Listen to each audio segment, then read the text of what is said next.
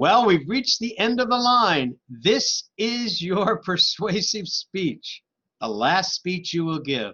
Let's go over the details of this speech. First off, it is 12 to 14 minutes in length. That's 12 to 14 minutes in length. And the style, or the way you give it, the outline of it, is completely different. It has 5 steps. It's called the Monroe's motivated sequence. It starts with attention, goes to the problem, gives us a solution, visualization, that's where you sell us on your solution, and then the action. What exactly do you want us to do? So again, it's 12 to 14 minutes in length. You've got to have passion. Make sure you dress business. I want you to really look sharp on this one. Have passion about. Even if you don't have passion about this topic, pretend you do for this speech, because you've got to have that passion. First thing I want you to do, though, is look at the example of the outline that I've sent you. Again, it was done by Diego Garcia. Excellent job. He did an excellent job. Then I'd like you to look at the videos of persuasive speeches that I've sent to you, that are in the folders, actually, for the assignments, or the lessons, as they're called. But I want you to look at those. Look at those examples of actual speeches that were given by prior students, and then read the outline by Diego Garcia that I sent you. It's the persuasive outline. I think it's on natural causes, not natural causes. It is on man-made climate change. Man-made climate change. All right, and it's 5 steps. Remember, there's 5 steps in this speech: attention, problem, solution, visualization, action. All right, now that's the outline. Also, along with the outline, besides the cover page and the outline, you're going to have an MLA formatted bibliography. It has to have at least 5 sources. 5 sources minimum. All right, and then 2 research-driven visual aids. 2 research-driven visual aids. You're not going to use these visuals in your speech. You're just going to talk about them. And when you do, make sure you cite or say your source, where they came from.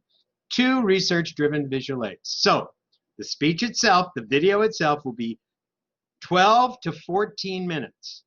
Then you're going to send in, along with that, a complete outline package.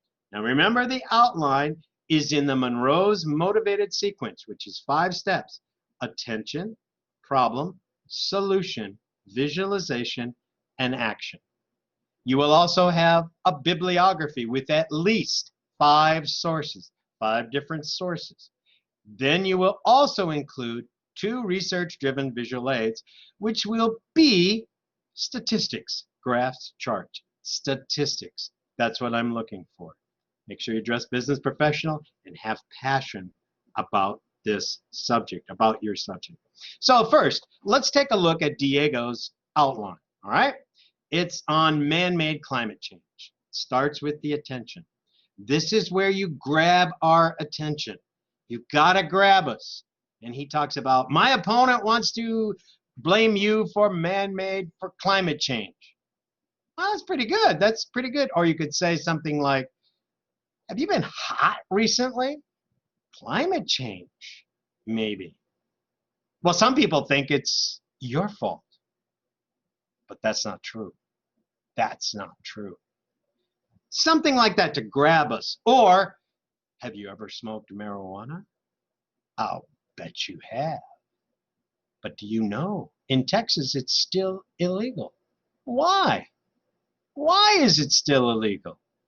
Well, I think we need to change that. Don't you? Or something along those lines. Grab our attention. Grab us. And you can start with a startling statistic. As you can see by this chart, how many people die from cancer or whatever it is that's caused by smoking, and we should make smoking illegal, or whatever your subject is. It has to be approved by me, remember. You must have it approved by me. Don't just go off on a tangent and do your own topic. It must be approved by me. So grab our attention. That's fast. The next step is the problem. Now the problem, that's the problem with this speech. As you can see in Diego's, he's got like A through G problems. He's got many different problems. Like one of them is, my opponent gives recent statistics. Well, he doesn't have statistics from 200 years ago. There's a reason why he doesn't, because there's nothing there. And then he talks about there's also the natural state of things in the world. Hey, climate change happens naturally. There's other causes. That's another one of his problems. There's other causes, volcanoes and natural causes and all that. And then he talks about his opponent's bad solution, which is carbon credits. Terrible solution. Terrible thing. And he gives statistics and backs it up. Notice again in parentheses are the numbers. And he gives statistics on this. Then he talks about carbon credits. And then he talks at the last part, especially here in Texas, he drives this point home. It will be bad for the economy. And it will be terrible, terrible for the oil industry or this industry that we are so dependent upon in Texas. And then the Green New Deal, he can talk about that. That wasn't something he talked about because it wasn't yet available, wasn't there when he did the speech. But that's something you could add in, the Green New Deal. Think about the Green New Deal. Do you like to fly? Forget it. Do you like to drive your car? Forget it. You're going to have an electric car. Well, how expensive are those? Go price a Tesla. That's the kind of stuff you want. The main thing of this speech is the problem. You've got to establish a problem. If you don't establish a problem, there's no reason to persuade us. So this is about 75 to 80% of your speech, the problem. And you back it up with statistics. Statistics to prove this is a problem. You know, if there's no more flights, how are you going to go to Europe? How are you going to go to Asia? You're going to go on a boat? Well, I suppose you can't even do that either because boats use petroleum. Planes use petroleum. So did you like this COVID-19 where you had to stay at home and not go anywhere? Well, that's basically what the Green New Deal will do.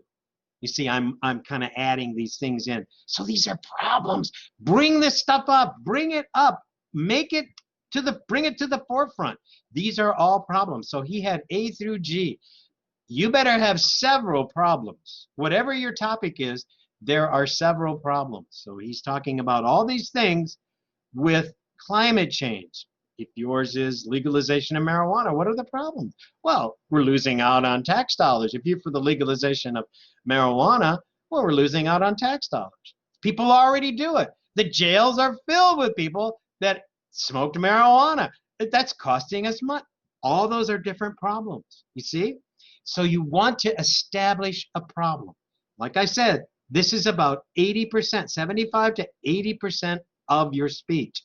You must establish a problem. You must. If you don't, there's nothing to persuade us to. So establish the problem. So you've grabbed our attention. Like I said, you can use statistics up there, you know, show these statistics or whatever it is. Tell us about the statistics. You won't actually show them in your speech, but you'll refer to them. Then go into the problem, and that's where you use or talk about your visual aids.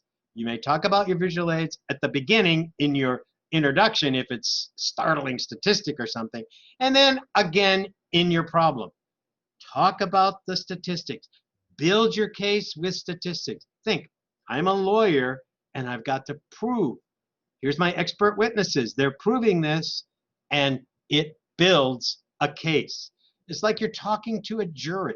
Let me show you this. Let me show you this problem. Let me show you that problem. And really drive home the issue that there is a current problem that can only be solved by your solution. So you go through all the problem and you've established, oh my, we have a problem. There's a big problem out there. And a lot of it comes down to money. Who's paying for this? Then the solution. What is the solution? Well, I think Diego says you got to live. Hey, he wants you to basically just keep living like you're living. We don't need to do anything. This is a natural phenomenon. There's nothing to do. Quick, easy, boom. Or your solution, if you're in favor of legalization of marijuana in Texas, would be we need to change the law to legalize marijuana in the state of Texas. Or if you're in favor of euthanasia, we need to change the law in Texas so that euthanasia is legal. Or whatever it is, or keep it illegal.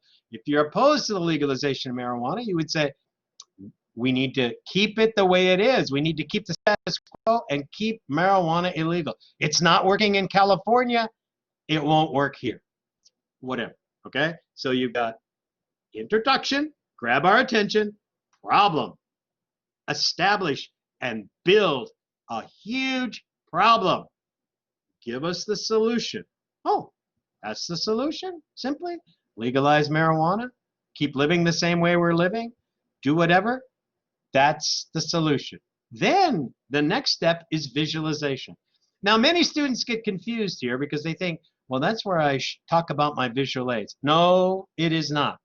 It is not where you talk about your visual aids.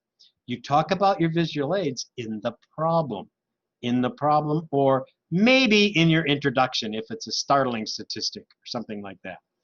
That's where you talk about your visual aids, not in the visualization.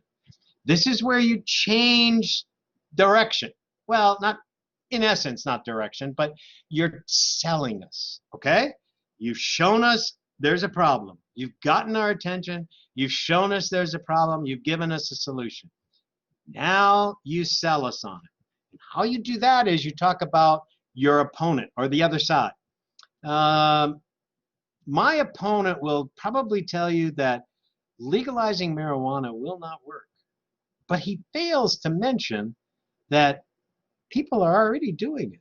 And he doesn't ever talk about things like the jails are filled with these nonviolent criminals that just had marijuana, just used marijuana. Come on. That's costing us millions of dollars. What are we doing? My solution will correct all that. Simply legalizing marijuana. It eliminates people going to prison and filling up our jails and our court system, which cost us all money. We gain tax dollars because it's controlled by the government and it's taxed, like alcohol, like tobacco. And who's ever died from smoking marijuana? No one that I know of. So you're selling us. You're selling us that your solution is so much better than the alternative. You want to sell it. Pretend almost like you're a car salesman or car salesperson, whatever. Okay? You show us the car. We see the car. We need a car. You know we need a car. Problem is we need a car. You show us the car. Solution is here's the car to buy. Then you sit us down and you talk to us about the car. Oh, it looks great on you. You look wonderful in it. We might have some kind of hesitation. Oh, we can work that out with financing. And you sell them. That's what you're trying to do with this. You're trying to sell us on your solution. That's it. Just sell us on your solution in the visualization step. And the last step is action. What do you want me to do? Specifically, what do you want us to do? Now, if you're speaking in the classroom, it would be for all of us. And think of it along those lines. What do you want us to do specifically? Maybe it's vote a certain way. Maybe it's write our legislator a certain way. Maybe it's change our lifestyle. Diego, I think, said, just keep living the way you're living. There's nothing you need to really do. And that's what he was presenting. He said, this is all a fallacy. Don't worry about it. You just keep living the way you're living and be mindful of the environment or whatever, but it's not a big deal. Come on, it's natural. Volcanoes happen every day. These things happen all the time. But whatever it is, so maybe if you're in favor of legalization of marijuana, you might say you need to write our legislature, we need to vote a certain way, we need to protest this, we need to march, we need to do whatever it is. What specifically do you want me to do? That's what drives it home. Now, if you were selling me a car, you'd say, I want you to just sign on the dotted line and buy the car. What can I do? So you've got to be specific about this. I want you to do this. I want you to write your legislature. I want you to vote a certain way. I want you to do this. What specific action do you want me to take? That's it. So Introduction. Grab our attention. Be passionate about this. Did you know? Do you know? Have you ever thought about? Look at this statistic. Look at how many people are in prison for using marijuana. They're in jail. They're in prison.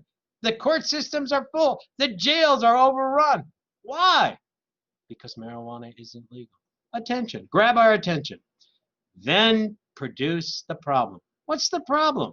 Be it marijuana, be it whatever it is, whatever your topic is. Climate change, whatever, police officers of the world, whatever the subject is, we need to have a problem built for us. You need to prove to me with statistics, with quotes, with citations, telling me where this is from, proving to me that there is a problem. There is now remember, that's about 75 to 80% of your speech. Then give me the solution. Hey, it's simple. All we need to do is create a law and have a law created that makes marijuana legal in Texas. Then sell me on that solution. Look at the reason. Look what would happen if we did make this legal. The tax dollars we made marijuana legal. The tax dollars we'd gain. The people that wouldn't be in prison. The court systems that would be freed up from. Look at all the benefits of it. It's simple. We just need to make marijuana legal. Now, what can I do? What can I specifically, what do you want me to do?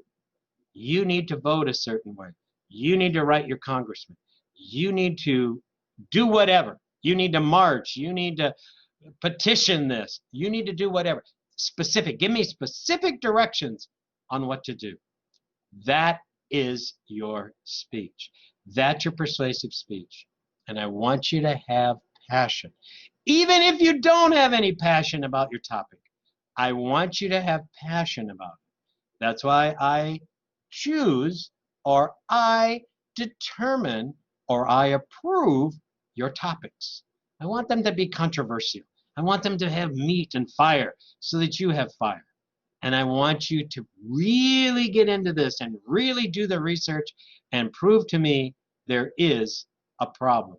Now, one of the speeches that I showed you an example of is Android versus iPhone or whatever. Well, that's not really too controversial, but it was fun. It was the summer and the students were having fun. And the student that did the speech did a really good job. Wasn't as controversial as I'd like, but it was a really good job. And so look at these speeches. And the other one I think was about marijuana, if I remember correctly. Look at those speeches. Follow those. Look at the outline. Follow that. That's exactly what I want you to send me. So remember again, the dress is business professional. The time is 12 to 14 minutes. You see, I'm getting you ready to do a TED Talk. This isn't just some 3 to 2, 3 to 4, whatever, speech that's worthless. This is a 12 to 14 minute speech, and you could literally do a TED Talk with this, because those are like maximum 18 minutes. 12 to 14 minutes, pretty close. So I'm getting you ready to do a TED Talk. Here it is. You're going to do a 12 to 14 minute video presentation. Along with that, you will submit to me a complete outline package, which consists of your cover page, your outline, which has 5 steps: introduction, problem, solution, visualization, action. It must be in that format. Then you will have an MLA formatted bibliography with at least 5 sources. You may have more. As you can see, I think there was 9 or 10 on the one that I sent you, the outline I sent you. And then 2 research-driven visual aids, which are statistics. They are statistics. Remember, you will not show them in your speech. You will only talk about them. And when you do, make sure you cite or say your source of where they came from. Remember that.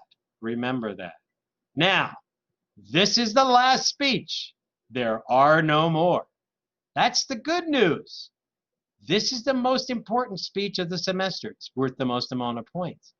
And you've built up to this point, and I want you to really do your very best. So practice this speech several times. And if one of your practice sessions is excellent, save it and submit it along with your outline packet. but make sure you do your speech 12 to 14 minutes in length and follow that example that I sent for you and the example of the 2 speeches or 3 of the persuasive speeches that you can look at that are videos. Have fun with this speech. I hope you do have fun, and I hope you get you better be passionate about this speech, because persuasion requires passion. You've got to make people believe that you really believe this is the answer to your problem, to the problem or whatever your topic is, that it's that.